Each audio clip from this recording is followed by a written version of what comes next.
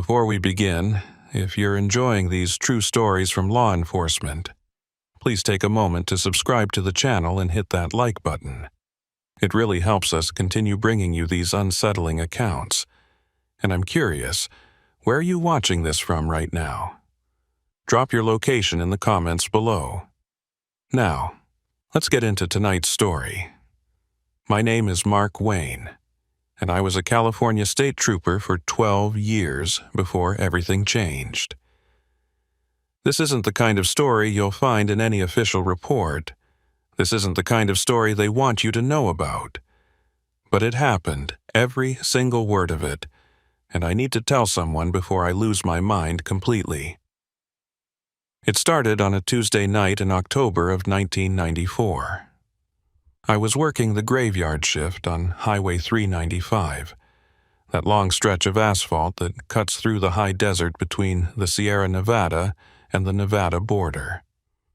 If you've ever driven it, you know what I'm talking about. Mile after mile of nothing but sagebrush, Joshua trees, and darkness so complete it feels like you're driving through space itself. I'd been on the force for 8 years by then, and the night shift was my preference. During the day, Highway 395 could be busy with tourists heading to Mammoth or through traffic avoiding Interstate 15. But at night, especially on a Tuesday in October, you might go hours without seeing another vehicle. It gave me time to think, time to clear my head from the chaos of my home life. My wife Jennifer and I had been going through a rough patch. Our daughter Emma was 6 years old and had started having nightmares. Bad ones. The kind where she'd wake up screaming about the man in her closet who wore Daddy's face but wasn't Daddy. Kids have nightmares. I knew that. But something about the way she described it, the specificity of her fear, made my skin crawl. Jennifer thought I was working too much, that Emma was acting out because I was never home. Maybe she was right.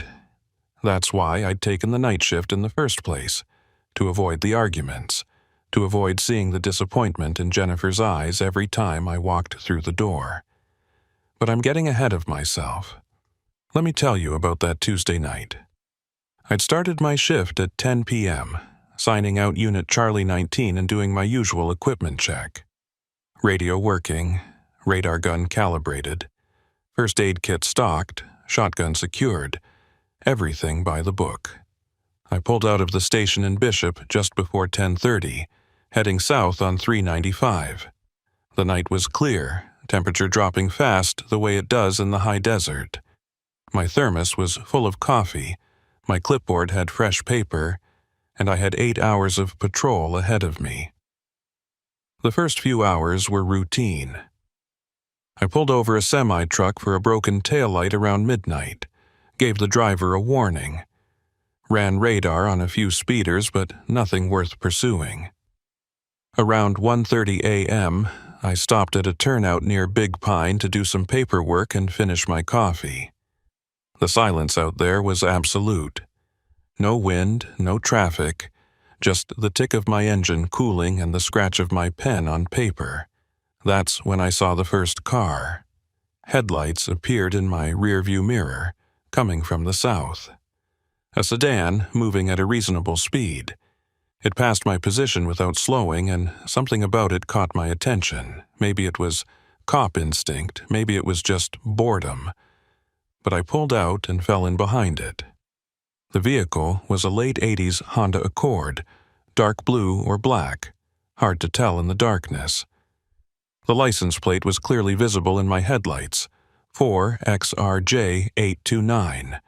I ran the plate through dispatch. Clean. Registered to a David Morrison in Ridgecrest. No wants, no warrants. The car maintained exactly 55 miles per hour, right at the speed limit. Textbook driving. Still, something felt off. The way the car moved, perfectly centered in the lane. No drift, no correction. Like it was on rails. I followed for another 10 miles and the car never deviated, not once. Same speed, same lane position. No turn signals because it never changed lanes. Finally, I decided to pull it over. Maybe the driver was tired, maybe drunk and overcompensating. Either way, it was worth a check.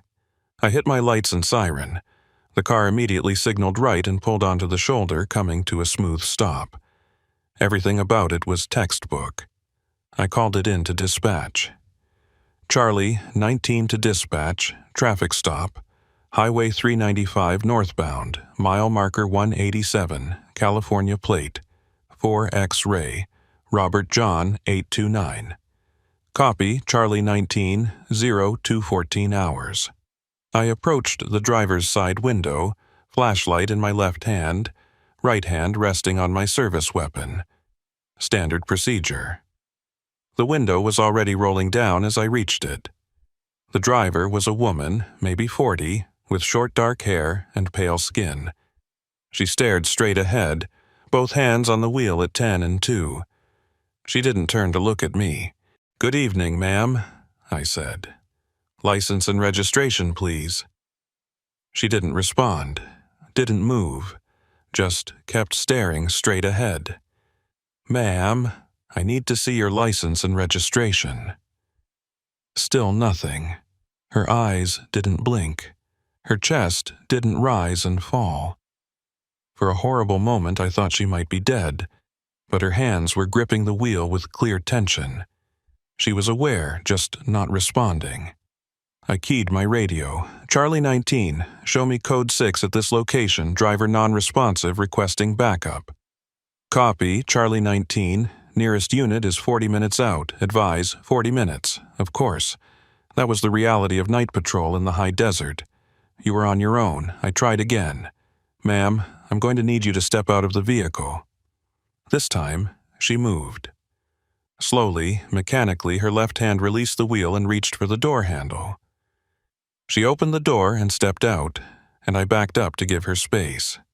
She stood there in the glare of my spotlight, still not looking at me, still staring at some fixed point in the distance. She was wearing a white blouse and dark slacks. Business casual, no jewelry, no obvious signs of intoxication or injury, but her skin had an odd quality to it, almost waxy in the artificial light. "Ma'am, have you been drinking tonight?" No response. "Are you on any medications?" Nothing. "Can you tell me your name?" She opened her mouth. For a second, I thought she was going to answer. Instead, she made a sound. Not a word, not a scream, just a sustained tone.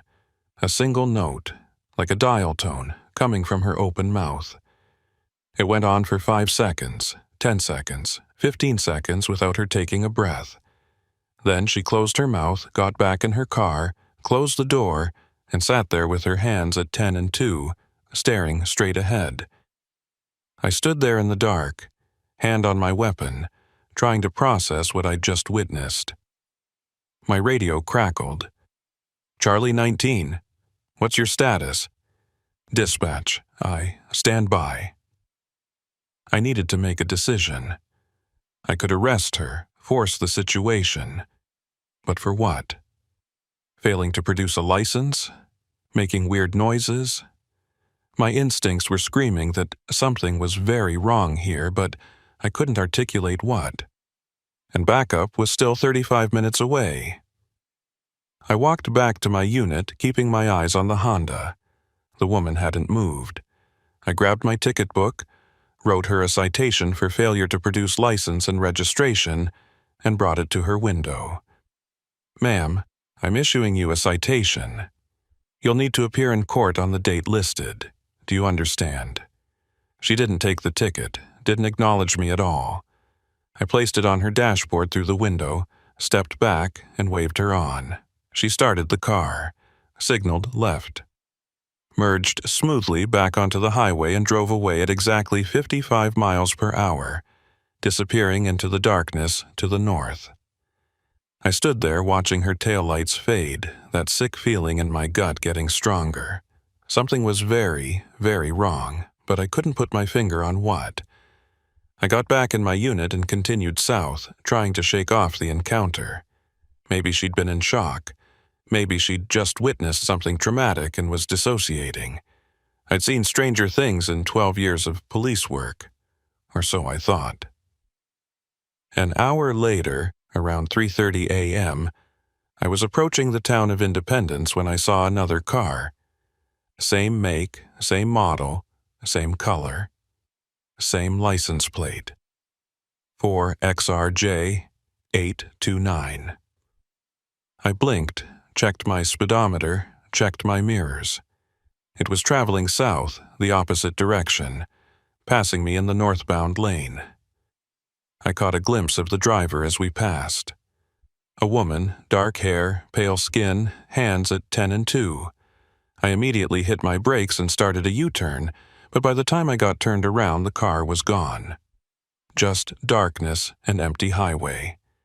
I accelerated to 80, then 90, but there was nothing. No taillights, no car, nothing. I grabbed my radio. Dispatch, Charlie 19. Did you copy that southbound Honda Accord? Same plate as my previous stop. Negative, Charlie 19. Please repeat. The vehicle I stopped an hour ago, plate 4X-ray Robert John 829, just passed me heading south. There was a pause.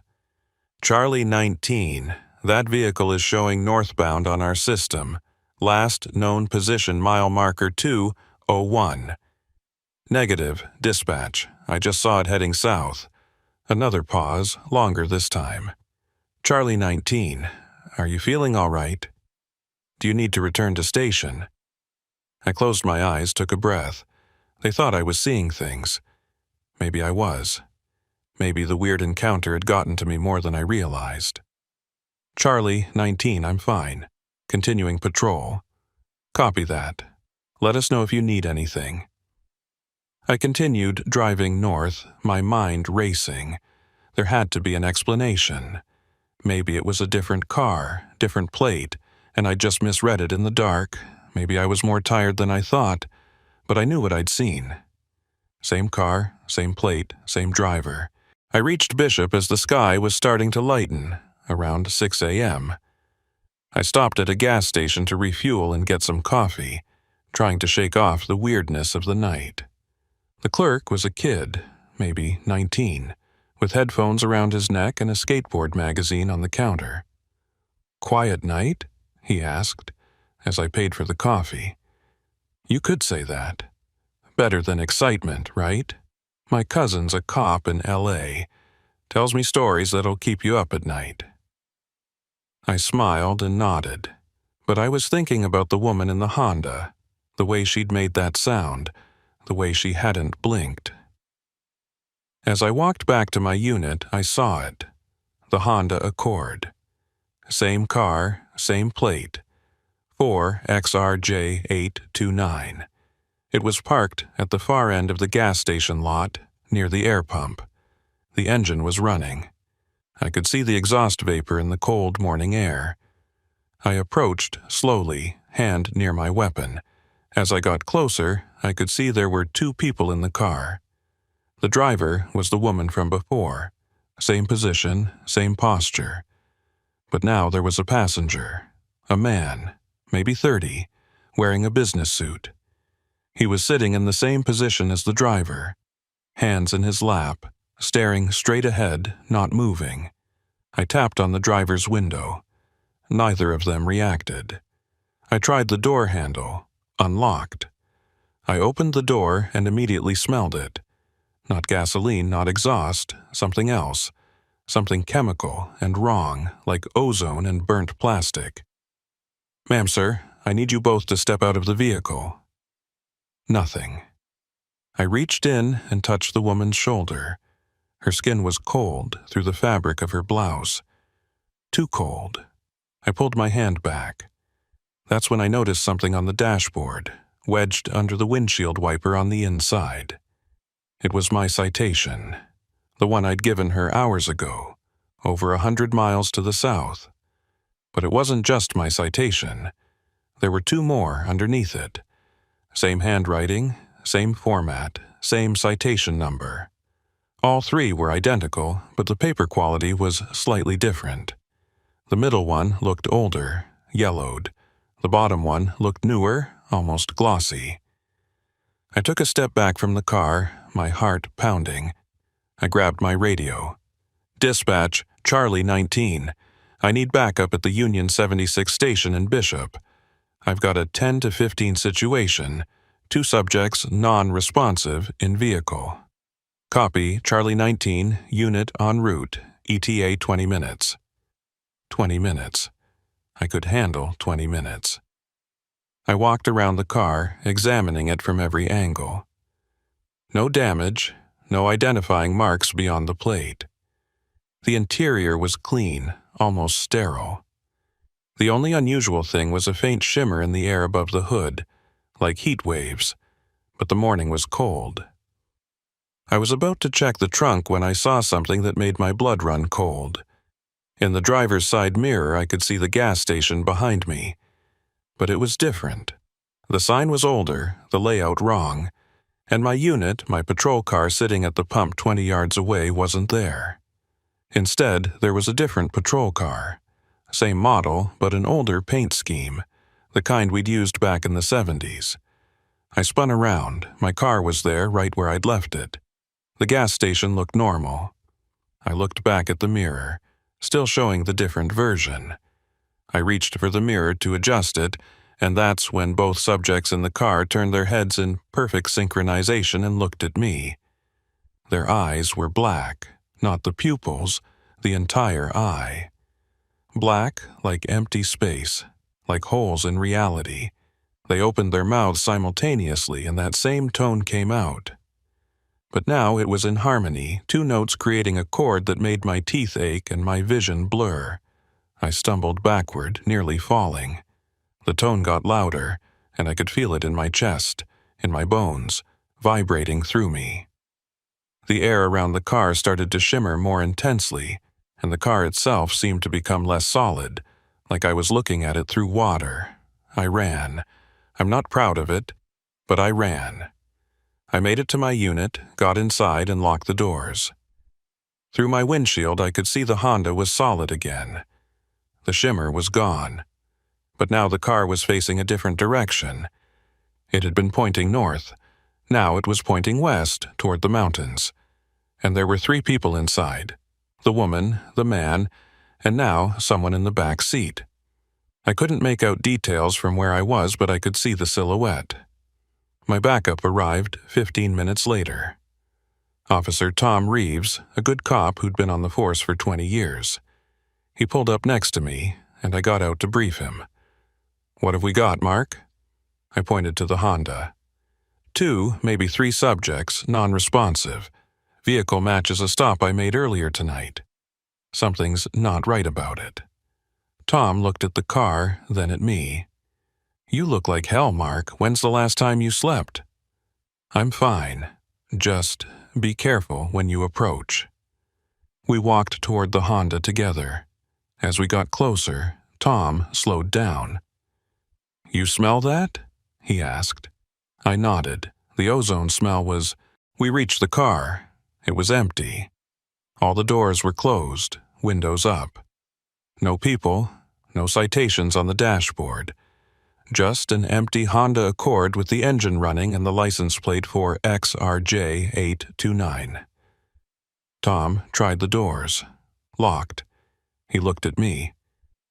"You said there were people inside?" There were. 2 in front, 1 in back. He walked around the car, peering in the windows. "Mark, there's nobody here. Are you sure you saw the car alarm went off? Not the normal car alarm sound, but that tone again. The same note the woman had made, screaming from the car's speakers." Tom jumped back, hand on his weapon.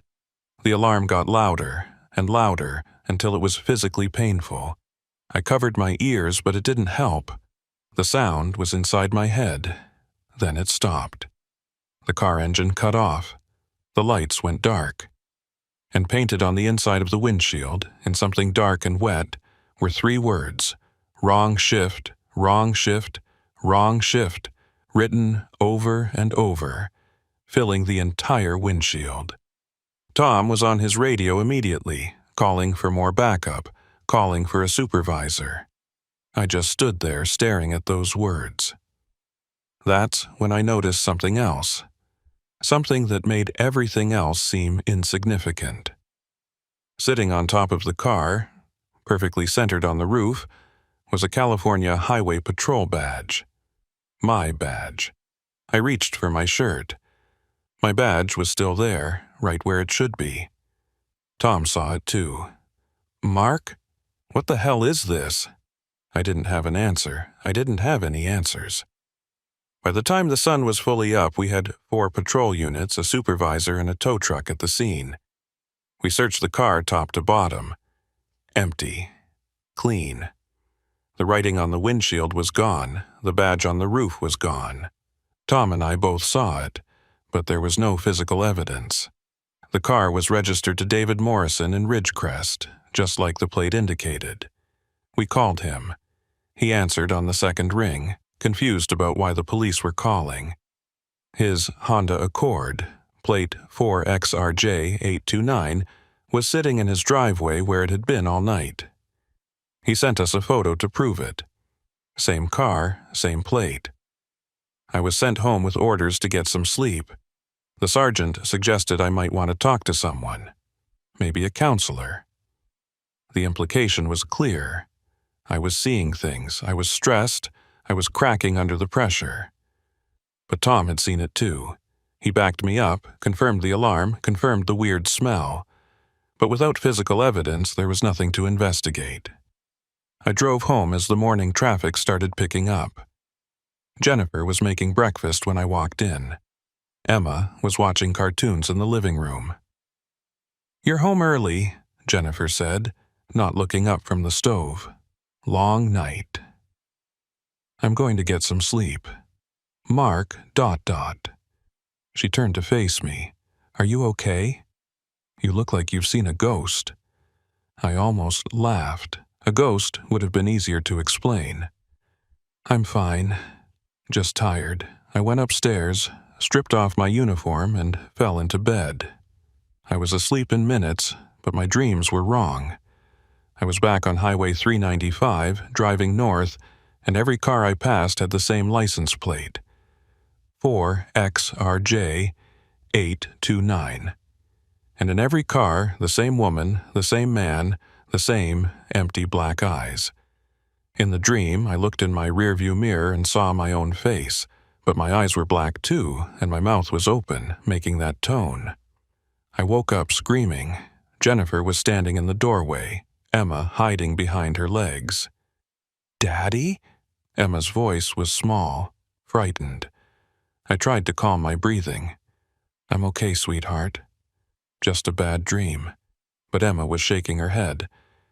"No, it's not a dream. The man in the closet told me. He said you found the wrong car. He said you weren't supposed to see it yet."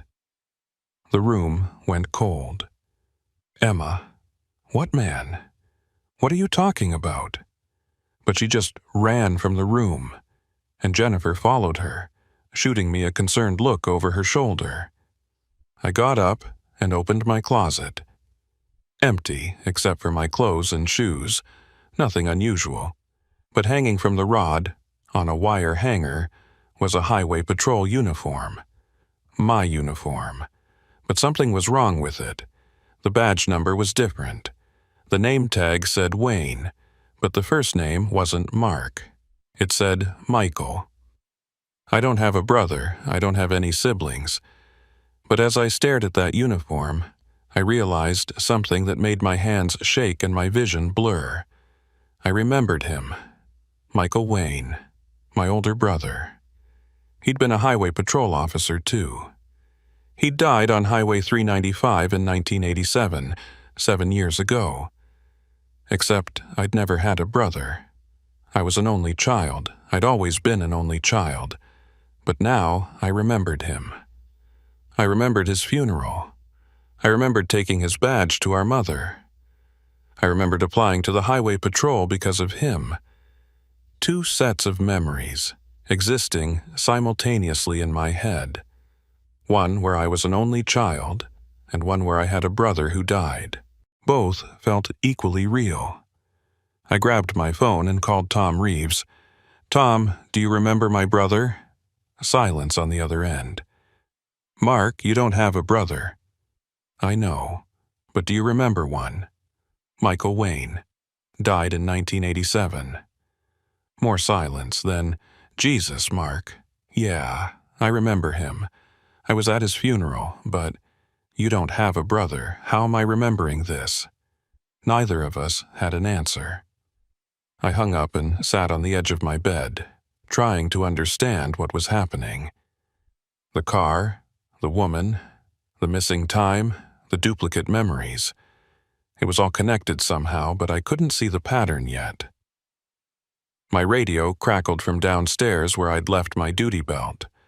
Dispatch was calling for all units. "All units be advised, multiple reports of a Honda Accord. California plate 4 X-ray. Robert John 829, traveling at high speed on Highway 395.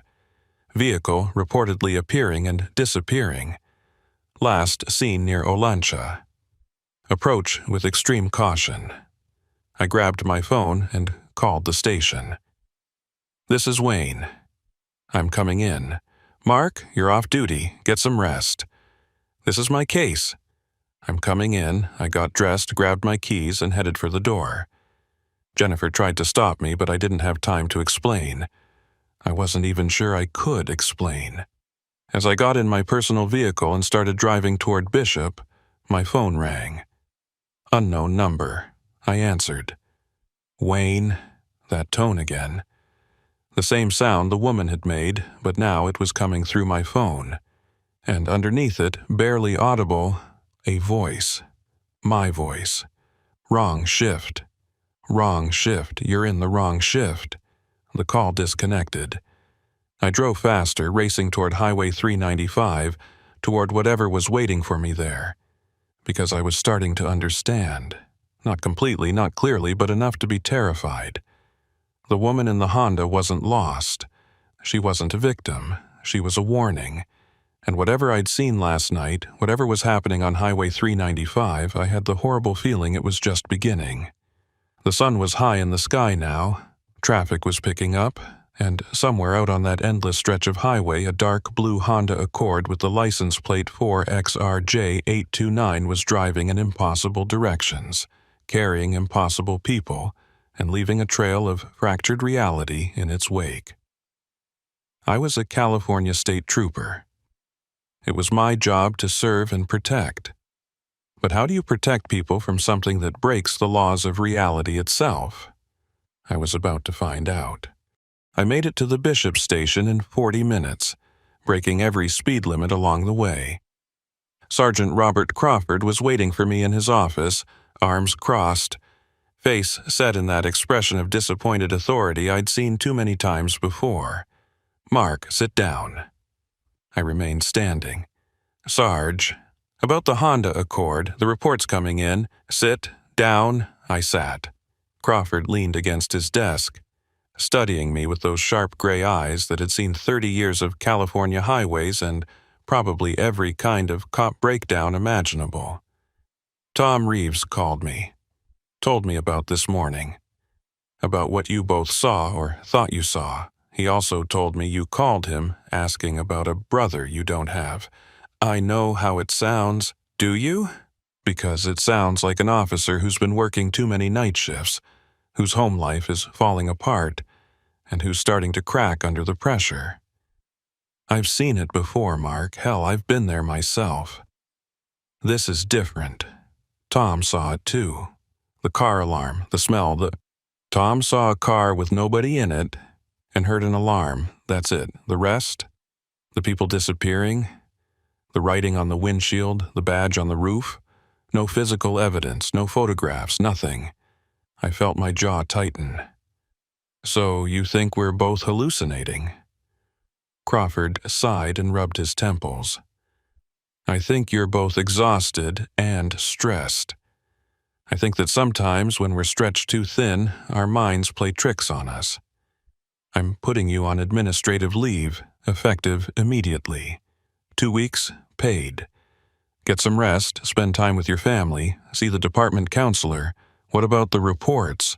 The Honda on 395 inches. We've got units covering it. If there's a real situation, we'll handle it. You're too close to this, Mark, too invested. Go home. Sarge, I'm telling you, something is happening out there. Something we don't understand. Enough. His voice was firm, final. Badge and gun. You'll get them back when you're cleared for duty. My hand went automatically to my badge, and I felt that strange doubling sensation again. For just a moment, I could see two versions of this room. In one, I was handing over my badge. In the other, Crawford was lying on the floor, eyes black as holes, making that awful tone. I blinked, and it was gone. Crawford was staring at me, concerned. Mark? I unclipped my badge and placed it on his desk, then did the same with my service weapon. The weight of losing them felt like losing a part of myself. 2 weeks, Crawford said, his voice softer now. Get your head straight. We need good officers, and you're one of the best. But not like this. I left his office and walked through the station, feeling the eyes of other officers on me. Tom Reeves caught up with me at the parking lot. Mark, wait. I turned. Tom looked as rough as I felt, dark circles under his eyes, a nervous energy in his movements. Tell me I'm not crazy, Tom. You're not crazy. He glanced back at the station, then lowered his voice. I went home after my shift, tried to sleep. Couldn't. So I started going through old files, records from Highway 395. Mark, there's a pattern. What kind of pattern? Every 7 years. Going back to 1952, clusters of weird reports, strange vehicles, officers seeing impossible things, disappearances, all centered on Highway 395, all happening in October. The pieces were starting to fit together in a way that made my skin crawl. 1987, that's when my brother died. The brother you don't have, the brother I remember having. Tom pulled out a folded paper from his jacket pocket and handed it to me.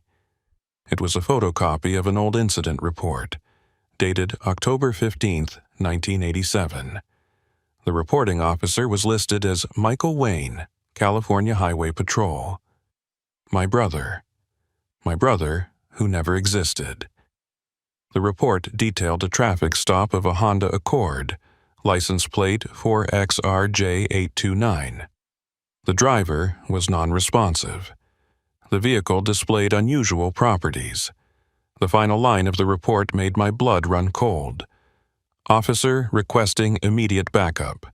Situation escalating. Send all available units to mile marker 187. That was the last official communication from Michael Wayne. He was found 3 days later in his patrol car, parked on the shoulder of Highway 395. The car was locked from the inside. Michael was behind the wheel, hands at 10 and 2, eyes open, staring straight ahead. Dead. The autopsy couldn't determine cause of death. No heart attack, no stroke, no injuries. It was as if he'd just stopped living, except I never had a brother named Michael. I was an only child.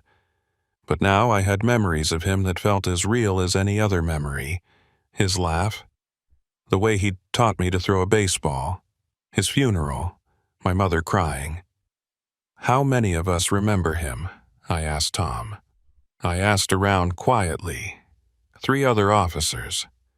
We all remember Michael Wayne. We all remember his death. But when we check the records, he doesn't exist.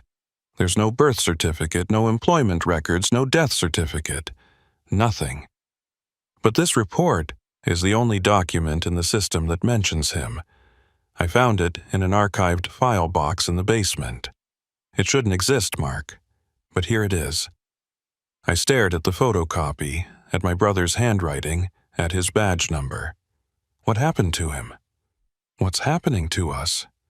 I don't know, but I think the answer's on Highway 395, and I think it has something to do with mile marker 187.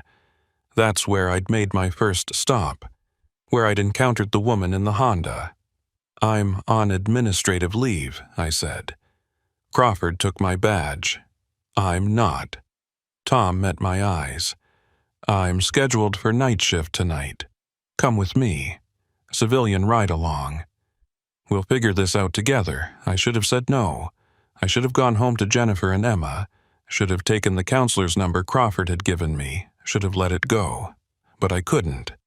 Because somewhere in the fractured memories filling my head, I could see Michael in his patrol car, hands at 10 and 2, eyes black as empty space, and I knew that whatever had killed him was still out there. "What time do you start?" 10 p.m. Meet me here at 9:30. I nodded and drove home, my mind racing with impossible memories and the growing certainty that reality itself was breaking down around me.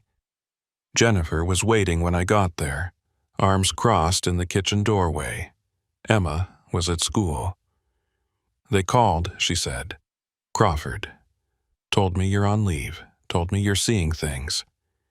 "Jen, are you?" Because Emma's been saying things too. About the man in her closet. About the wrong house. About how sometimes Daddy's face looks like a mask. I felt something cold settle in my stomach. "What do you mean, the wrong house?" Jennifer's expression shifted from anger to fear. She says sometimes when she wakes up, the house is wrong. The furniture is different, the pictures on the walls. She says it's like living in two houses at the same time. The doubling, it wasn't just me. Emma was seeing it too. Has she said anything else? Jennifer hesitated. She drew a picture. In school yesterday. Her teacher called me about it. She led me upstairs to Emma's room and showed me a piece of construction paper covered in crayon drawings. At first, it looked like typical kid art, stick figures and houses. But as I looked closer, I saw the details that must have alarmed the teacher. Emma had drawn our house. But she'd drawn it twice, overlapping, with two versions of each window, two doors, two roofs. In one version, stick figures stood in the windows, smiling. In the other version, the figures had black circles for faces. And at the bottom of the page in Emma's careful first-grade handwriting, Mile 187. My hands started shaking. "Mark, what's happening to us?" I wanted to lie, to protect her from the impossible reality I was beginning to understand. But I couldn't. I don't know yet, but I'm going to find out tonight. "No," Jennifer grabbed my arm. "No, you're not going back out there. Whatever's happening, let someone else handle it. Stay here, with us. I can't. Jen, if this is what I think it is, if this is connected to my brother, you don't have a brother." Her voice cracked. "Mark, you're an only child. We've been married for 8 years. I would know if you had a brother. But you remember him, don't you? If you really think about it." Michael. He was at our wedding. He gave a toast. I watched the color drain from Jennifer's face as the impossible memory surfaced in her mind, too. No, that's not. We didn't. But her eyes said she did remember. She remembered Michael's toast, remembered him dancing with Emma when she was a baby, remembered his funeral. "This is insane," she whispered. "I know, but I have to understand why. I have to know what's happening. And if you end up like him, like this Michael who may or may not have existed, what happens to Emma and me then?" I didn't have an answer for that. I spent the afternoon trying to rest, but sleep wouldn't come. Every time I closed my eyes, I saw that Honda Accord, saw the woman with black eyes, saw mile marker 187 glowing in my headlights. At 8 p.m., I kissed Jennifer and Emma goodbye. Emma held on to me tighter than usual. "Daddy, don't go to the wrong place." "What do you mean, sweetheart?" "The man in the closet says there's a right place and a wrong place. He says you keep going to the wrong place. He says if you go there too many times, you won't be able to find your way back. I knelt down to her level. Emma, is the man in the closet right now? She nodded slowly and pointed to her bedroom.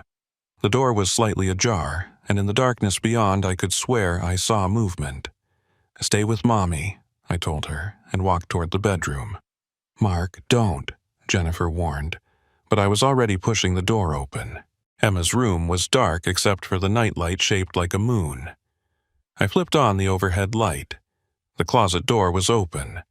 Inside, hanging among Emma's dresses and jackets, was a California Highway Patrol uniform, badge number 2487, name tag M. Wayne, Michael's uniform, the one he'd been buried in, the one that shouldn't exist.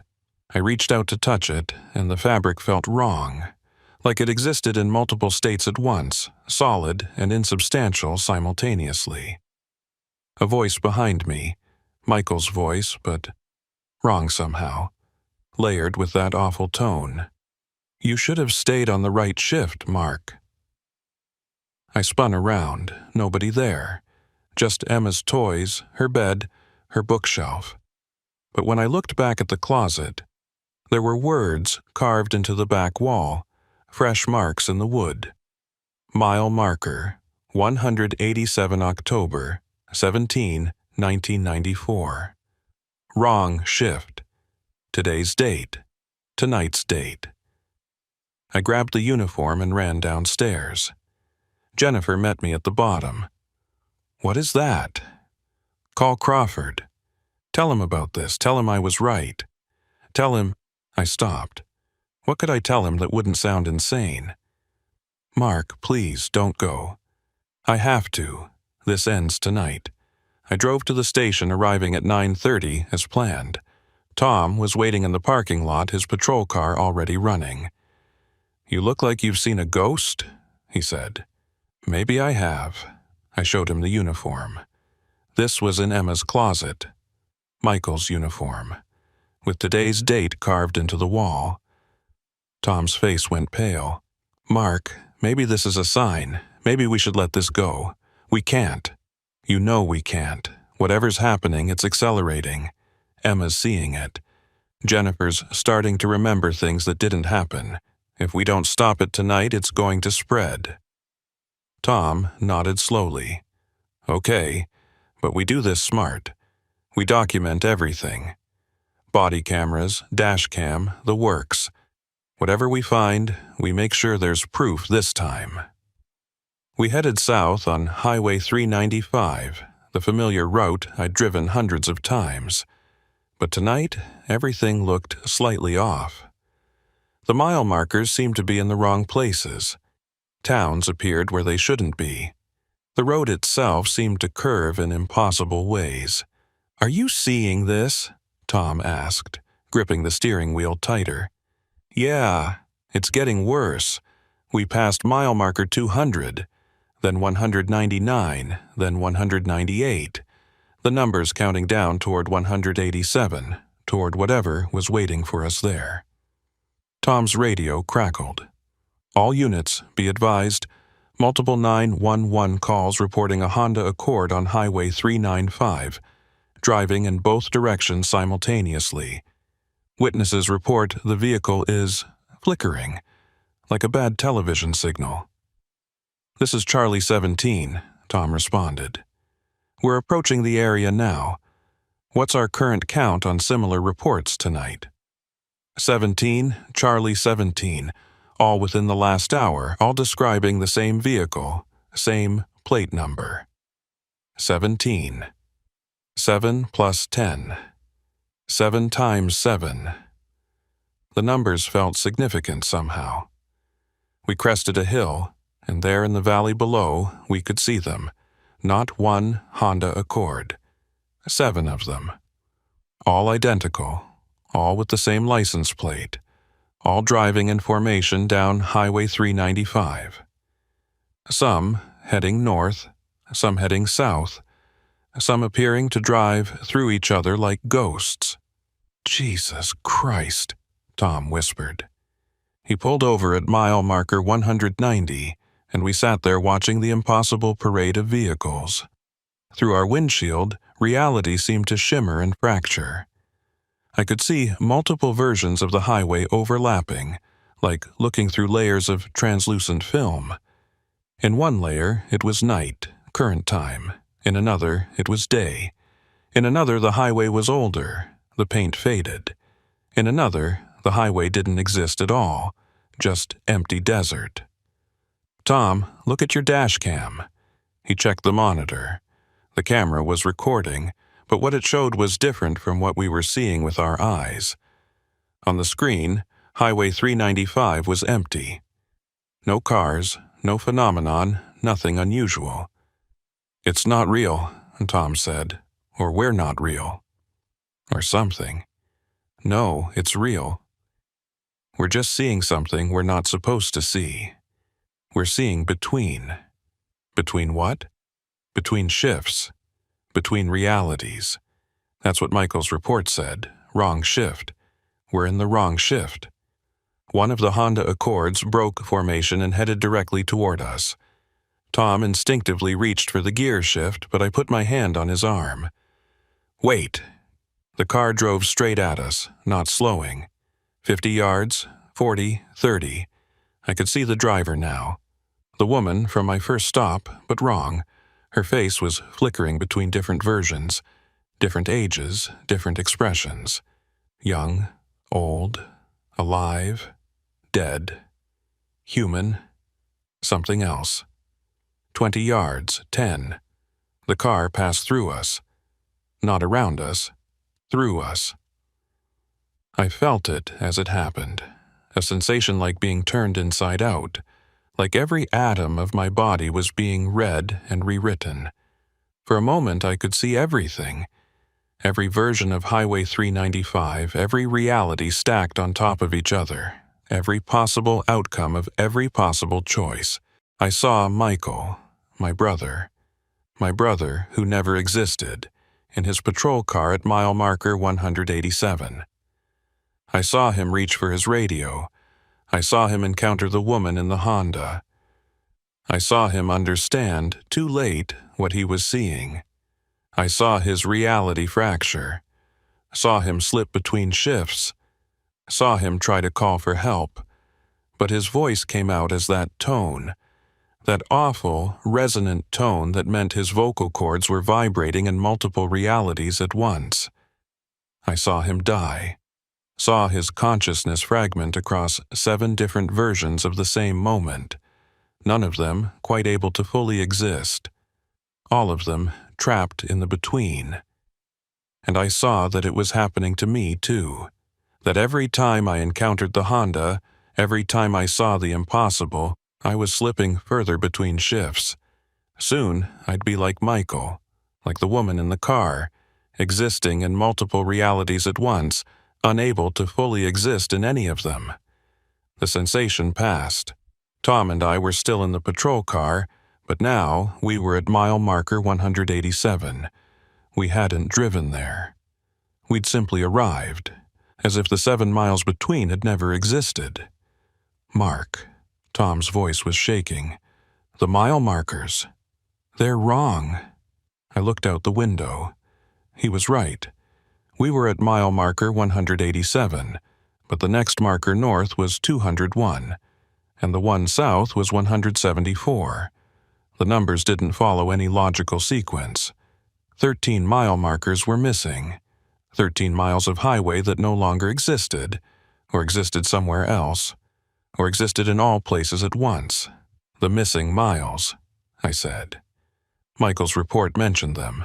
He'd found the missing miles. Tom checked his GPS.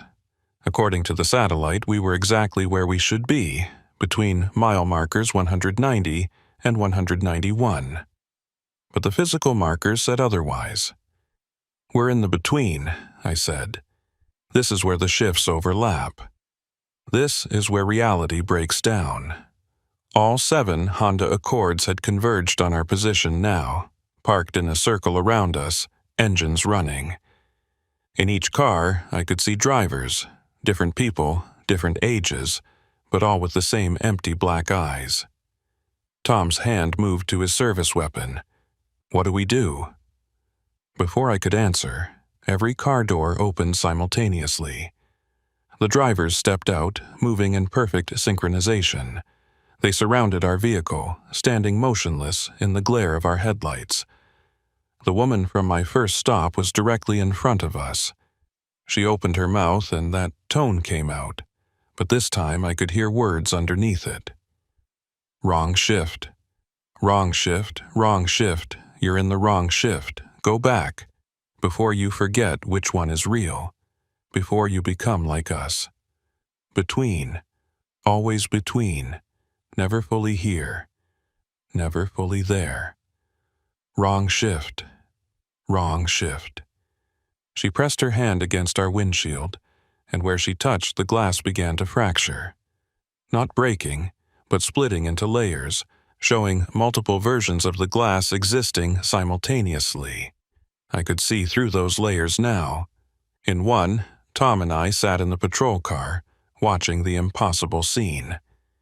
In another, the patrol car was empty. In another, there were different officers inside. In another, the car was burning. In another, it had never been there at all. Mark. Tom's voice seemed to come from very far away. I can see myself. Multiple versions. Which one is real? Which one is me? I looked at him and saw what he meant. Tom was sitting in the driver's seat, but I could also see overlapping versions of him. In one, he was younger, just out of the academy. In one, he was old, retired. In one, he was dead, eyes black like the woman's. In one, he'd never been a cop at all. All of them, I said, though I wasn't sure if that was true. None of them, I don't know. The woman pulled her hand away from the windshield, leaving behind a handprint that existed in 7 different states of decay at once. Fresh, old, ancient, not there at all. The drivers began to walk away, back to their vehicles, but before they got in, they all turned to face us one final time. 7 voices, speaking in unison, creating harmonics that made the air itself vibrate. October 17th, 1994. Mile marker 187. This is where Michael Wayne died. This is where Mark Wayne will die. This is where the shift happens. This is where you choose. Go back or stay between forever. They got in their cars. All 7 vehicles started to fade, becoming translucent, then disappearing completely. We were alone at mile marker 187, and the missing miles in the between. Tom's dashcam was still recording. I leaned forward to check the playback. The screen showed us sitting in an empty patrol car, talking to nobody, staring at an empty highway. No Honda Accords, no drivers, no impossible fractures in reality, just 2 cops losing their minds in the darkness. Tom, we need to get out of here now. He put the car in drive, but before he could accelerate, my phone rang. Jennifer's number. I answered. Jen? That tone again. But this time it was Jennifer's voice underneath, fractured and distant. Mark, where are you? You've been gone for 3 days. Emma won't stop crying. The man in the closet is getting stronger. He looks more like you every time I see him. Please come home. Please come back to the right shift. I checked my watch. 10:47 p.m. We'd left the station at 9:30, just over an hour ago. Jen, I left 90 minutes ago. What do you mean, 3 days? Mark, it's October 20th. You left on the 17th. Where have you been? I looked at Tom. His radio was going crazy now, multiple voices overlapping, dispatch trying to reach us. Charlie 17, what's your location? You missed 3 shift reports. Sergeant Crawford is looking for you. Where the hell have you been? 3 days. We'd been in the missing miles for 3 days, but it had felt like minutes. Time worked differently in the between. Tom hit the gas and we accelerated north, trying to get away from mile marker 187. But as we drove, I watched the mile markers passing.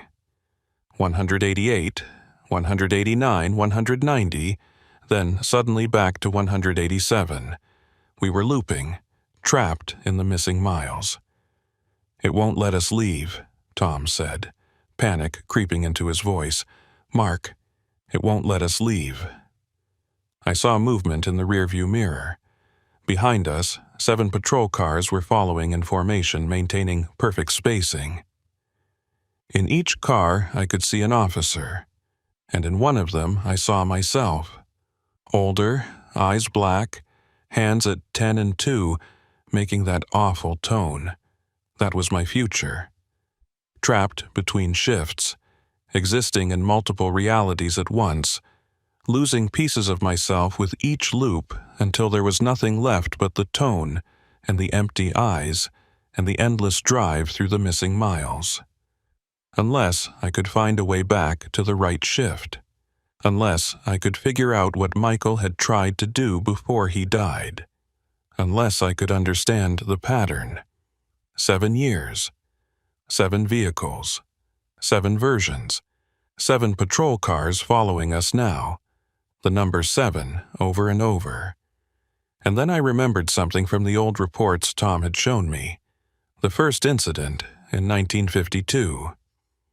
7 people had disappeared from Highway 395.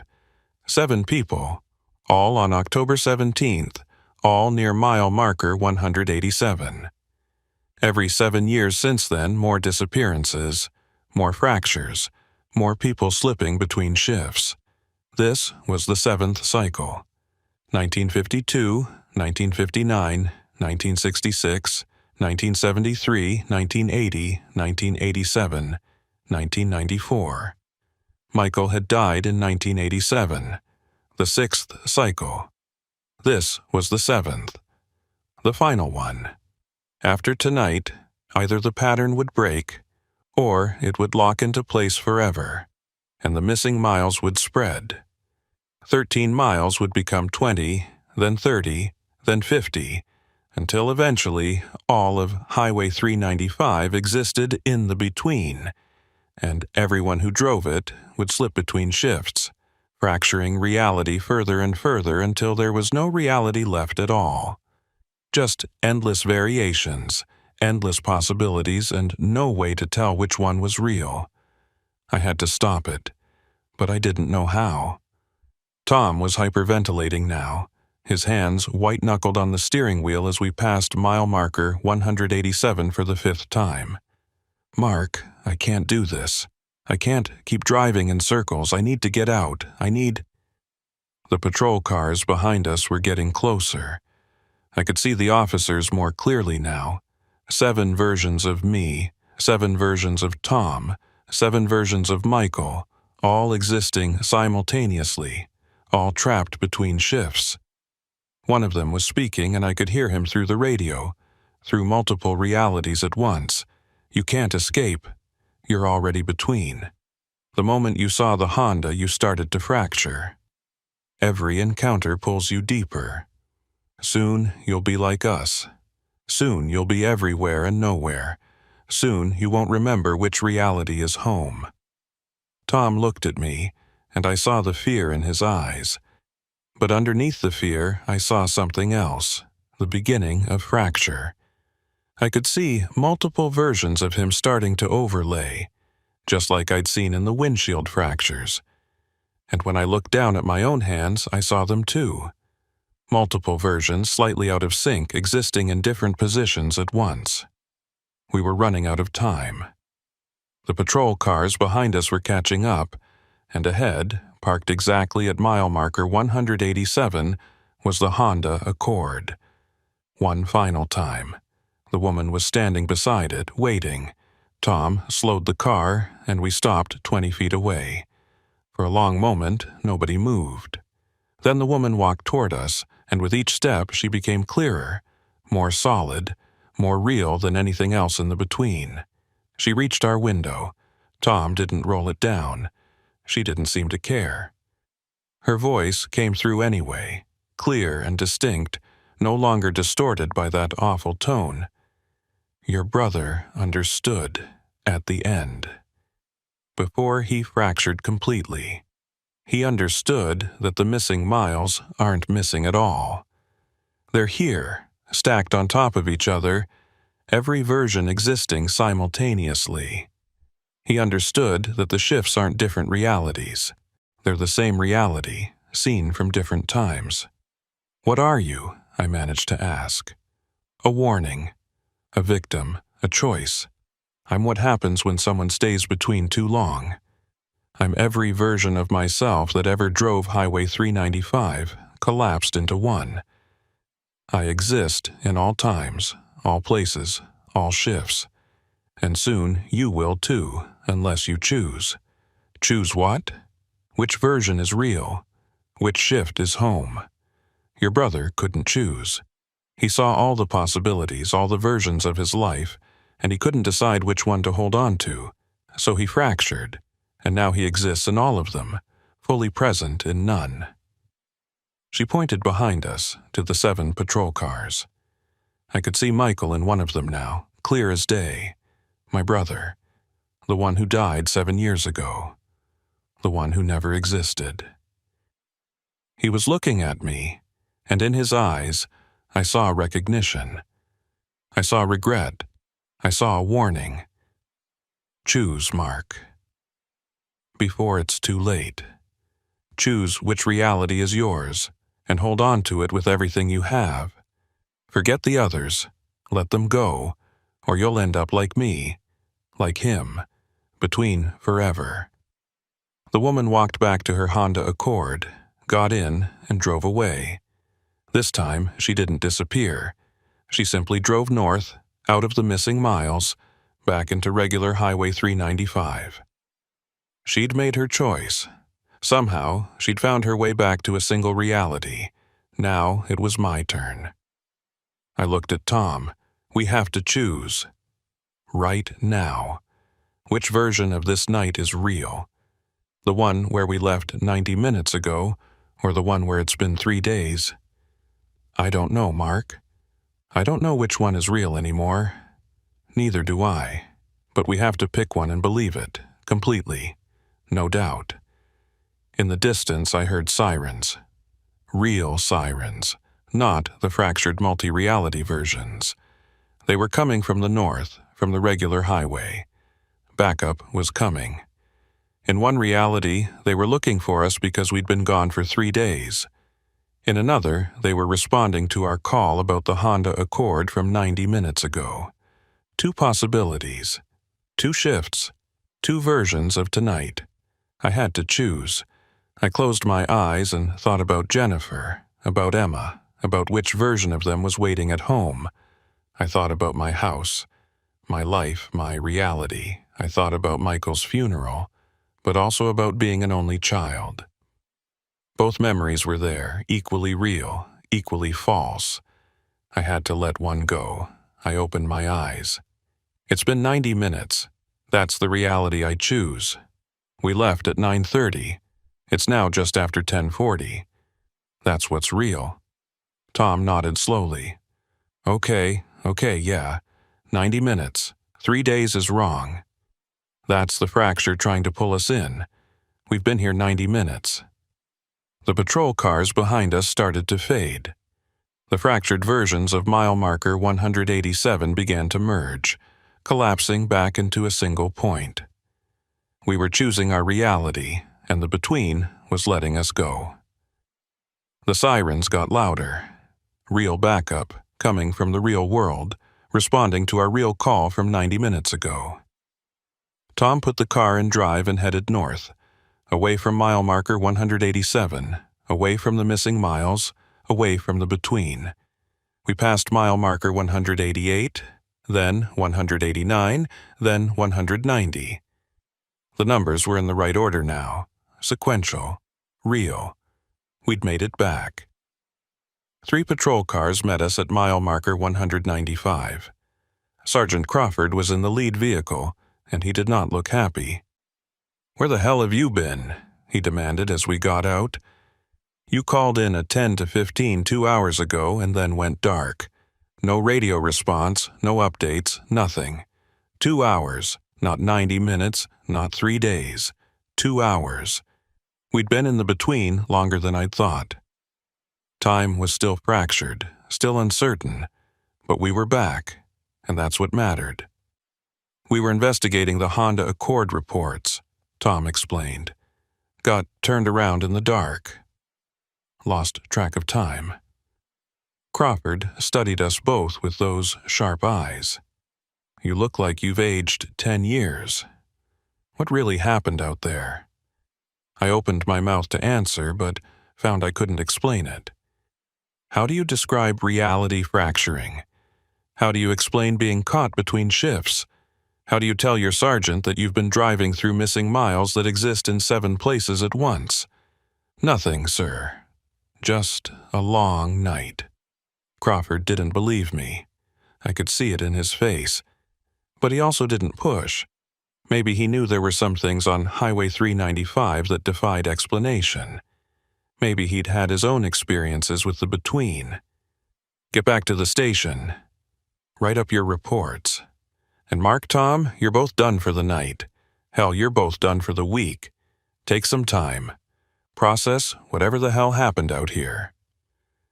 We drove back to Bishop in silence. The sun was starting to rise, painting the sky in shades of pink and orange. Normal colors, normal light, normal reality. I checked my phone. 6:15 a.m. 7 hours since we'd left the station. 7 hours, not 90 minutes, not 3 days, not 2 hours. 7 hours had passed in the real world. There was a voicemail from Jennifer. I listened to it on speaker so Tom could hear. Mark, it's 5 a.m. You said you'd be home by 3. I'm worried. Call me when you get this. I love you. 5 a.m. She'd called 2 hours ago. Worried because I was late, but not panicked because I'd been gone for days. This was the right shift. This was real. When I got home, Jennifer was asleep on the couch, still in her clothes from yesterday. Emma was asleep in her room. Everything was where it should be, when it should be, how it should be. I checked Emma's closet. No highway patrol uniform, no carved words in the wall, just her dresses and jackets and toys. I went back downstairs and gently woke Jennifer. I'm home, I said. She looked up at me with sleep-blurred eyes. What time is it? 6:30. I'm sorry I'm late. Are you okay? Did something happen? I wanted to tell her everything. About the Honda Accord, about the missing miles, about Michael, about the choice I'd made to hold on to this reality and let the others go. But I couldn't. Because part of staying in one reality meant not acknowledging the others. Meant acting like they never existed. Just a long shift, I said. But I'm home now. She hugged me, and for a moment I felt completely solid, completely real, completely present in a single reality. But in the back of my mind I could still hear it. Faint, distant, barely audible, but there. That tone, coming from Emma's room, coming from the closet, coming from somewhere between. I should have stayed away from Highway 395. Crawford had given me 2 weeks' leave. Jennifer had begged me to let it go, and every rational part of my brain knew that returning to the missing miles would only pull me deeper into the between. But I couldn't stop, because every night I heard that tone coming from Emma's closet. And every morning I found new things that shouldn't exist. On day 3 of my leave, I found a second patrol car key in my pocket. Same model as my unit, same key fob, but when I checked the tag, it had a different unit number. Charlie 23. I'd never driven Charlie 23. According to station records, Charlie 23 had been decommissioned in 1989. On day 5, I woke up with a scar on my left forearm that hadn't been there the night before. A long surgical scar, perfectly healed, at least several years old. Jennifer saw it and went pale. Mark, you've always had that scar. from the motorcycle accident in 1991. I'd never been in a motorcycle accident. I'd never owned a motorcycle. But when I concentrated, I could remember it. The curve on Highway 395 near mile marker 187. The deer in the road. The hospital, 3 weeks of recovery. A memory that had never happened, now sitting in my head like it had always been there. The between was leaking into my reality. Or I was still partially in the between. I couldn't tell which anymore. Tom called me on day 7. His voice was shaking. I found something. Old maintenance records for Highway 395. There's a facility underneath mile marker 187, built in 1962, classified no current status. Mark, I think that's what's causing this. What kind of facility? I don't know. The records are redacted, but I found a name, Project Crossroads, and a date, October 17th, 1962, the first cycle. That night, I told Jennifer I was going to see a friend. I hated lying to her, but I couldn't explain where I was really going. Tom picked me up 3 blocks from my house and we drove south on 395 toward the missing miles, toward mile marker 187. "This is insane," Tom said as we passed Bishop. "We barely made it out last time. Why are we going back?" "Because it's getting worse. The between is spreading. Soon, it won't just be Highway 395, it'll be everywhere." Tom glanced at me. "You've been seeing things too?" "Every day. Objects that shouldn't exist. Memories that never happened. Yesterday, I found a photograph in my wallet. Me, Jennifer, and Emma. But Emma is 12 in the picture. She's only 6. Future or alternate? I don't know. Both. Neither." We drove in silence until we reached mile marker 190. The air started to shimmer. Tom slowed down. "It's starting," he said. Through the windshield I could see them. Other patrol cars driving alongside us, overlapping with our reality. In some, the officers were older versions of current staff. In others, they wore uniforms from different decades. In one, I saw myself, aged 60, white hair, still driving this same route. "Don't look at them," I told Tom. "Focus on the road. Focus on this reality." But it was hard not to look. Because in one of those cars, I saw Michael, my brother who never existed. He was driving parallel to us, and when our eyes met, he mouthed 2 words. "Turn back." Tom saw him too. "Jesus Christ, Mark, that's—" "I know." We passed mile marker 187. The shimmer intensified, and suddenly we weren't alone on the road anymore. 3 patrol cars pulled up alongside us, perfectly synchronized. Same make, same model, same year, but different unit numbers. The driver of the nearest car gestured for us to pull over. Tom looked at me. "Should we?" "We don't have a choice." We pulled onto the shoulder. The 3 other cars did the same, forming a line behind us. I watched in the mirror as the drivers got out. 3 California Highway Patrol officers. They walked toward us with purposeful strides. Tom and I stepped out to meet them. As they got closer, I felt my stomach drop. I recognized one of them. Officer David Hernandez, my training officer from 10 years ago. Except Hernandez had retired 5 years back and moved to Arizona. The other 2 I didn't know, but their badges said Wayne. M. Wayne and K. Wayne. Michael. I knew, but K. Wayne. Officer Mark Wayne, the one with K. Wayne, said. She was a woman, maybe 35, with my eyes and my father's jaw. "You need to stop investigating the missing miles. Who are you?" "I'm Catherine Wayne, your sister, in the shift where Michael survived and you had a sister instead of a brother." My head spun. That's not possible. Everything's possible in the between, Michael said, stepping forward.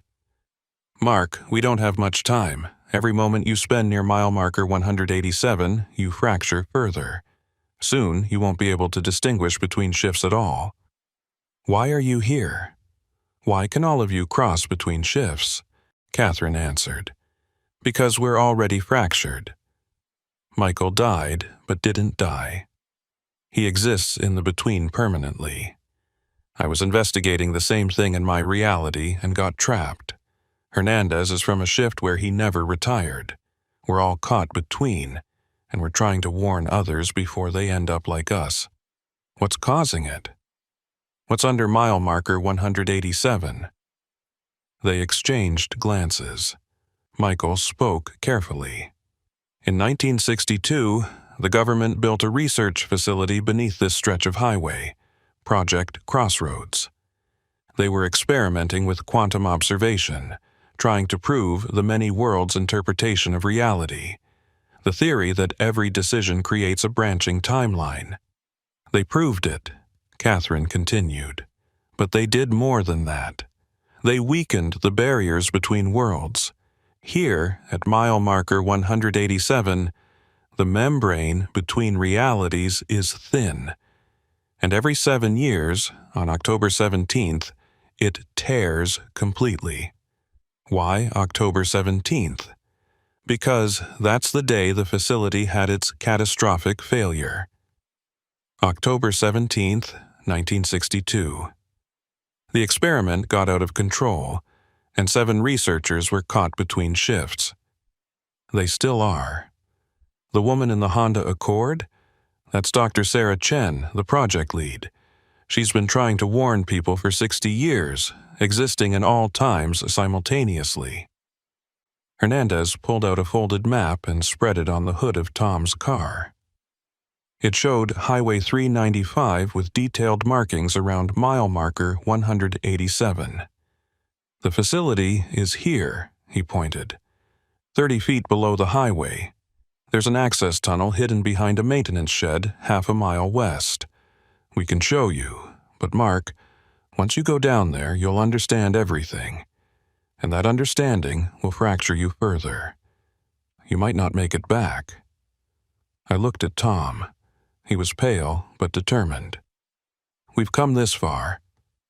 The 6 of us drove in convoy to the location Hernandez had indicated. The maintenance shed was old, forgotten, hidden behind a stand of Joshua trees. The lock had rusted through.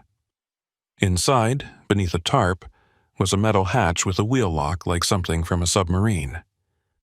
Once we open this, Michael said, there's no going back. The knowledge itself is dangerous. It changes how you perceive reality. I'm already fractured, I said. Open it. Michael and Catherine turned the wheel together. The hatch groaned and opened, revealing a ladder descending into darkness. One by one, we climbed down. The air grew colder with each rung, and I could feel that familiar shimmer in the atmosphere. At the bottom, we found ourselves in a concrete corridor lit by flickering fluorescent lights that shouldn't have power after 30 years. The walls were covered in equations and diagrams, all dealing with quantum mechanics and parallel worlds. We followed the corridor to a large chamber. In the center was a machine, still humming with power. It looked like something from a science fiction movie, all chrome and glass and spinning rings. Around it were 7 chairs, and in those chairs 7 skeletons wearing lab coats. The original researchers, Catherine said softly. They're still here, still alive in some shifts, still dead in others caught in superposition. As I stared at the machine, I began to understand. They hadn't just proven the many worlds theory. They'd built a device to observe all worlds simultaneously. But quantum mechanics says observation affects reality. By observing all possible worlds at once, they'd cause them to collapse into this space. The missing miles weren't missing. They were all the versions of those miles existing at once. Tom was reading the equations on the wall. This says the effect is spreading. Growing. It started at 13 miles, but in another year, it'll be 20. In 5 years, 50. In 10 years, all of California. Unless someone shuts it down, Hernandez said. I looked at the machine, still running after 30 years. How? Michael pointed to a red lever on the main console. That's the emergency shutdown. It'll collapse all the parallel observations back into a single reality. But there's a cost. Whoever pulls it has to choose which reality becomes real. All the others will cease to exist. What does that mean for the people in those other realities? They'll be erased. Everyone in every alternate shift around this area will collapse into the chosen reality. Some will survive, changed, some will never have existed. And the person who makes the choice will remember all of them, will carry all those realities in their head. It'll drive most people insane. I felt sick. There has to be another way. Catherine shook her head. We've been looking for one for years, across multiple realities. There isn't. Someone has to choose, or the fracture keeps spreading until all of reality becomes the between. Why can't you do it? You're already fractured, because we don't exist fully in any one reality. We can't make the choice. It has to be someone who's still mostly anchored in a single shift. Someone like you. I looked around the chamber, at the skeletons of researchers who'd paid the ultimate price for their curiosity, at my brother who'd never existed, at my sister from another shift, at my training officer who'd retired or hadn't depending on which reality you asked. What happens to all of you if I choose? Depends on which reality you pick, Michael said. Choose the one where I died and I'm gone. Choose the one where I survived and Catherine never existed. Choose wrong, and Jennifer and Emma might not be waiting for you at home. My phone rang. Jennifer's number. I answered. Mark. Her voice was distant, fractured. Mark, where are you? Emma's getting worse. She's in the closet talking to herself, or to other versions of herself. I can hear multiple voices. Mark, I'm scared. Please come home. I'm coming. I'll fix this. I hung up and stared at the red lever. How do I choose which reality? Michael stepped beside me. You think about the version of your life you want to be real, the one that matters most, and you hold on to it while you pull the lever. The machine will read your quantum state and collapse everything else into that choice. What if I choose wrong?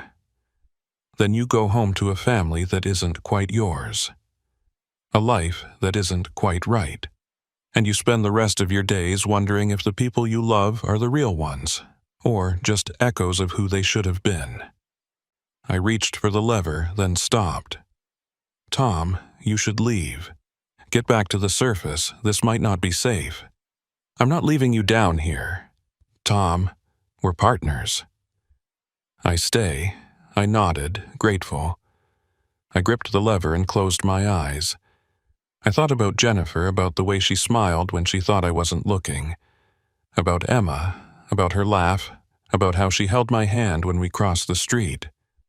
I thought about my house, my job, my life, the reality I'd been living, the one I'd chosen to believe in when we escaped the missing miles. That was real. That was home. I pulled the lever, the machine screamed. The spinning rings accelerated, faster and faster, until they blurred into a solid sphere of light. The chamber filled with that tone, the awful, resonant frequency that existed across all realities. I held on to my thoughts, my memories, my chosen reality, even as I felt other versions trying to overlay themselves. I saw 1,000 different versions of this moment. In some, I didn't pull the lever. In some, Tom pulled it instead. In some, Michael stopped me. In some, the machine exploded. In some, nothing happened at all. But I held on. I focused on my reality, my family, my life. The light grew blinding, and then suddenly, everything went dark. I woke up on the surface, lying in the dirt near the maintenance shed. Tom was beside me, unconscious but breathing. The hatch was closed. When I opened it and looked down, the ladder descended into solid concrete. No chamber, no machine, no facility. I checked my phone. 3 hours had passed. It was just after midnight. I called Jennifer. "Mark?" Her voice was clear, solid, real. "Where are you?" "It's late. I'm on my way home. How's Emma?" "She's fine. Sleeping. Why? No nightmares?" "Not tonight. Mark, what's going on?" "Nothing. I'll be home soon. I love you." I helped Tom to his feet. He looked around, disoriented. Did it work?" "I think so." We drove back to Bishop in silence. The highway was normal. No shimmer, no fractured realities, no other patrol cars. Mile marker 187 passed without incident. The missing miles were gone. When I got home, I stood outside for a long moment before going in. This was the reality I'd chosen. But was it really mine? I opened the door. Jennifer was on the couch reading. Emma was asleep upstairs. Everything looked right. I checked Emma's closet. No highway patrol uniform. No carved words. Just her clothes and toys. I lay in bed next to Jennifer, and for the first time in weeks I felt solid, real, present in a single reality. But as I drifted off to sleep, I realized something. In the reality I'd chosen, I never had a brother. Michael never existed. I'd always been an only child. So why could I still remember him? Why could I still see his face, hear his voice, remember our childhood together? The machine had collapsed the realities, but it hadn't erased my memories of them. I carried all those alternate lives in my head now, all those other versions of Mark Wayne, making different choices, living different lives. I knew with absolute certainty that in some of those realities I was still down in that chamber, still pulling that lever, still trying to choose. Caught in the between forever, unable to decide which life was real. But in this reality, I'd made it home, and I had to believe that was enough. 2 weeks after I pulled that lever, I returned to duty. Crawford cleared me with the warning to take it easy, see the department counselor, and stay off Highway 395 for a while. I agreed to all three, knowing I'd probably break at least one of those promises. The first few days back were routine. Traffic stops, accident reports, the usual patrol work. Everything felt normal, real, solid, but small things kept nagging at me. Details that didn't quite add up. In my locker at the station, I found a commendation I didn't remember earning. For bravery during a 1991 shooting that I had no memory of. When I asked Tom about it, he looked at me strangely. "Mark, I was there. You saved my life that day, but I didn't remember. In my original reality, that shooting never happened. Yet, here was the commendation, solid and real, hanging in my locker." At home, Jennifer mentioned our 10th anniversary coming up. We'd been married 8 years. I was sure of it. But when I checked our wedding photos, the date said 1984. 10 years ago. "Are you feeling okay?" Jennifer asked when she caught me staring at the album. "You've been distant since you came back from leave." "I'm fine. Just tired." But I wasn't fine. Because every day I found more inconsistencies. More evidence that the reality I'd chosen wasn't quite the one I'd been living in before. Emma's room was painted blue. I distinctly remembered it being yellow. But Jennifer insisted it had always been blue, and the old paint cans in the garage confirmed it. My patrol car was Unit Charlie 19.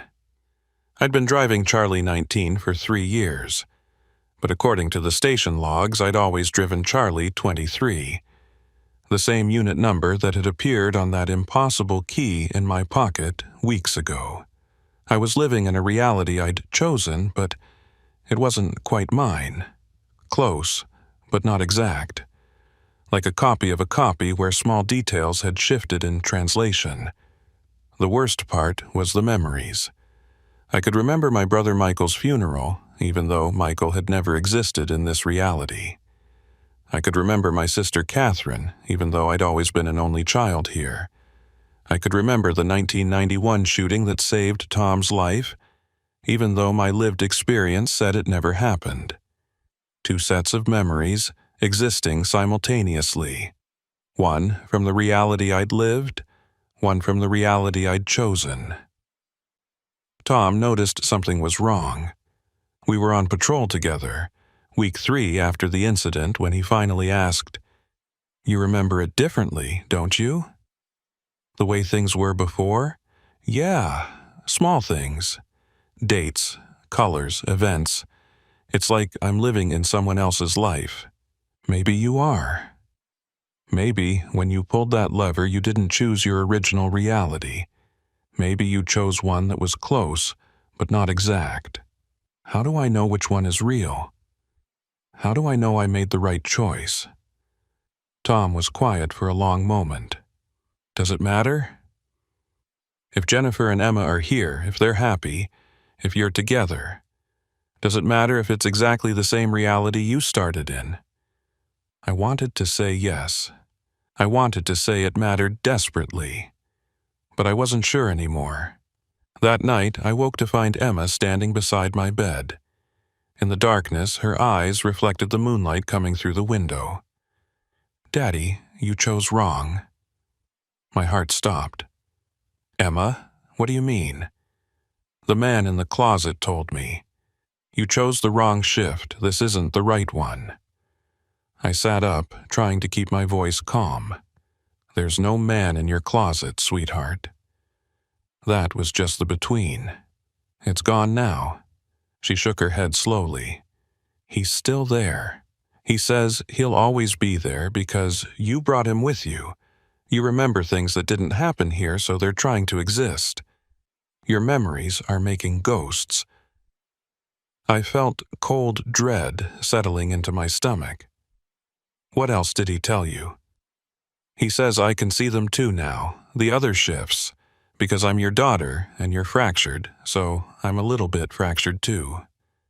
She held up her hand, and in the moonlight, I could see it shimmer, overlaying with other versions of itself. Sometimes I can see the mess that didn't happen. The me that's 12, the me that was never born, the me that has a different mommy. "Emma," he says, "if you want to fix it, you have to go back to mile marker 187. You have to choose again, but this time you have to choose nothing." Choose nothing? What does that mean? But Emma just walked back to her room, and when I followed her she was in bed, asleep. Like the conversation had never happened. Or had it? Was that memory real? Or was I fractured enough now that I was experiencing things that weren't happening? I couldn't tell anymore.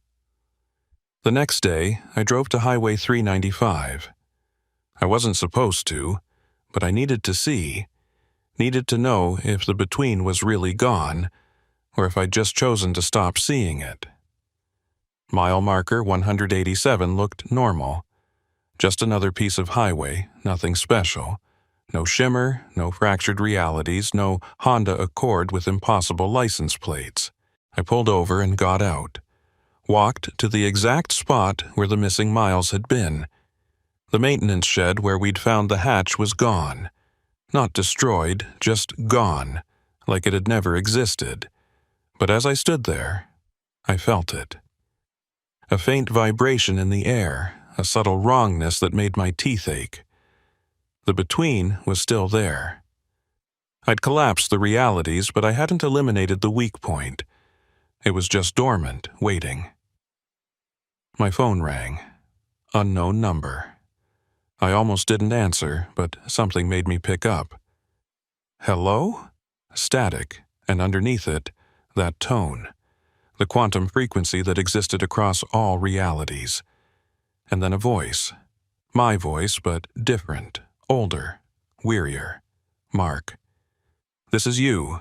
I'm calling from 2001, 7 years from now. The next cycle. It's happening again. The between is opening. You have to stop it permanently. How?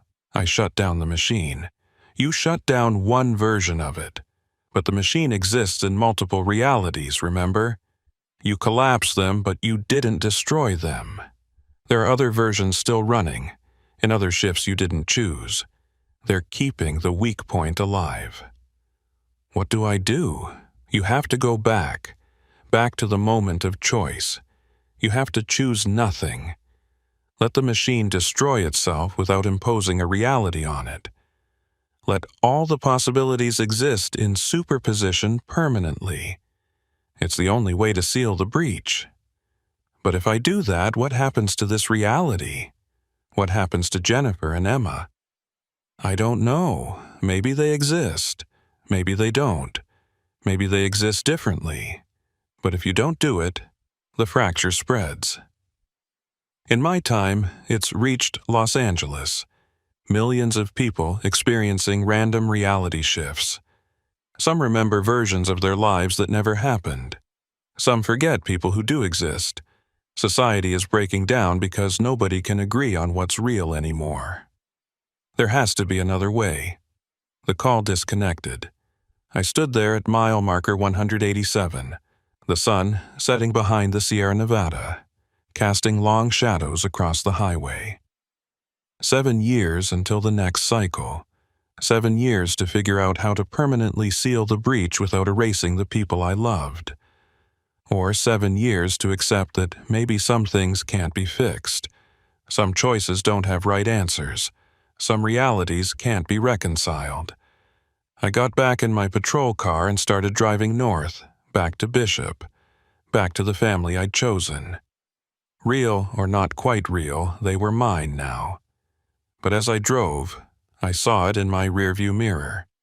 A dark blue Honda Accord, license plate 4XRJ829, maintaining perfect distance behind me.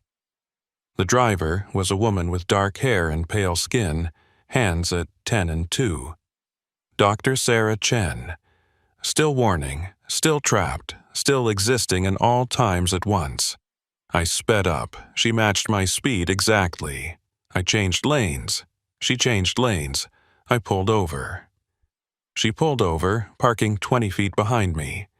I got out and walked toward her car, hand near my weapon, even though I knew it wouldn't matter. You can't shoot a quantum anomaly. As I approached, she rolled down her window. This time, when she opened her mouth, actual words came out, clear and undistorted. You can't save them all, Officer Wayne. Every choice you make erases someone. That's the nature of reality. One possibility means infinite impossibilities. There has to be a way to seal the breach without choosing. There is. But it requires accepting that you can't control which reality survives. You have to let go. Let quantum randomness decide. Accept that the outcome might not include you. I'm willing to risk that. Are you willing to risk them? She gestured to her back seat. I looked and felt my heart stop. Emma was sitting there. But not my 6-year-old Emma. A 12-year-old version, the one from the photograph I'd found. She looked at me with eyes that held knowledge no child should have. This is the Emma from the reality you didn't choose, Dr. Chen said. She exists because you remember her. Your fractured memories are keeping alternate versions alive, creating ghosts in the quantum foam. The more you remember, the more realities try to exist simultaneously, the worse the fracture gets. What do I do? Forget. Let go of the memories that don't belong. Accept this reality completely, or go back and choose nothing, and accept that you might not exist in the result. The 12-year-old Emma leaned forward. "It's okay, Daddy. I'm not real anyway. I'm just a memory that won't die. Let me go." I felt tears on my face. "I don't know how." "Yes, you do. Stop going to mile marker 187. Stop investigating the between. Stop trying to understand. Just live. Be present in this reality, not half present in a dozen others. The ghosts will fade when you stop feeding them with your attention." Dr. Chen started her car. "I'll always be here, Officer Wayne. I'm a permanent fixture of the between, but you don't have to be. Choose to be real, completely real, in one reality only." The Honda drove away, heading south on Highway 395.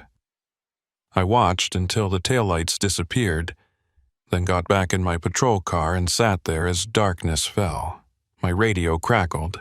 Dispatch, calling for Charlie 23, my unit number. Or was it Charlie 19? I couldn't remember anymore. "Charlie 23, what's your location?" I looked at my unit number on the dashboard. Charlie 23. It had always been Charlie 23 in this reality. "Charlie 23 returning to station. 10-8. "Copy that, and Wayne, your wife called. Said to remind you about Emma's piano recital tomorrow at 6. Don't be late." "Piano recital? Emma didn't take piano lessons, did she? Or did she? And I just remembered a reality where she didn't." I drove back to Bishop, the confusion settling into acceptance. This was my reality now. Whatever inconsistencies existed, whatever memories didn't match, this was home. I had to commit to it completely, or I'd fracture further until there was nothing left of me but quantum probability. When I got home, Jennifer met me at the door. "How was patrol?" "Quiet, normal." "Good. Emma's been practicing all week for tomorrow. She's nervous. She'll do great." I went upstairs and looked in Emma's room. She was asleep, her 6-year-old face peaceful. On her desk was sheet music for piano. Apparently, she'd been taking lessons for 2 years. I didn't remember any of it, but that was okay. I'd learned to remember. I'd learned to make this reality my reality. I checked her closet before I left. Empty. No uniform, no carved words, no man in the darkness. Just a 6-year-old's clothes and toys and the normal mess of childhood. I closed the door and went to bed next to Jennifer, and for the first time since pulling that lever, I felt at peace. Not because everything was right, but because I'd stopped trying to make it right. I'd stopped trying to reconcile the inconsistencies. I'd accepted that I was living in a reality I'd chosen, even if it wasn't quite the one I'd started in. And that was enough. But that night, I dreamed of Highway 395. I dreamed of mile marker 187, of the missing miles, of the between. I dreamed of Michael and Catherine and Dr. Chen and all the other versions of reality I'd glimpsed. And in the dream, I was back in that chamber, hand on the red lever, forever choosing, forever unable to commit, caught in the moment of decision like Schrödinger's cat, both choosing and not choosing, existing in all states at once. Maybe I'd never left. Maybe I was still there, and this reality was just one of infinite possibilities spinning out from that moment.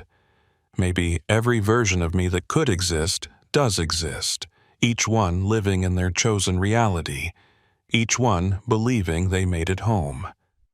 Or maybe I did make it home, and the dream was just a dream, and mile marker 187 was just another piece of highway, and the between was sealed, and everything was fine.